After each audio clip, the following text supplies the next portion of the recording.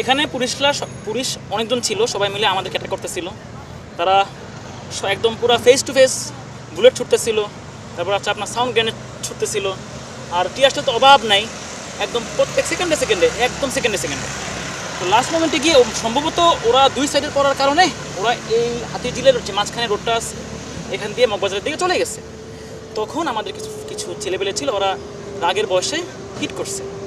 তো আমরা তো মারতে পারি না, কিন্তু ওরা কিন্তু আমাদেরকে সবসময় এই দেখেন দাগের অভাব নাই, এই যে বুলেটের দাগ, সমস্ত গায়ে দাগ আছে, সমস্ত গায়ে আমার দাগ আছে। কিন্তু তাদেরকে আমরা মারতে পারলাম না, কারণ জীবন তো নেওয়া তো আমার হাতে না, আমরা তো জীবন নিতে পারি না, কিন্তু তারা তো জীবন নিচ্ছে। আপনি দেখেন জিউতে দেখেন কত মানুষ মারা গেছে, তার কোনো খোঁজ খবর নাই। হ্যাঁ, ভিতরে কোনো কারেন্ট ছিল না, most of the time current ছিল না, বাইরে থেকে কোনো লোক যাইতে দেয় নাই, ভিতরে যারা আটকা ছিল তাদেরকে বারবার অ্যাটাক করা হয়েছে।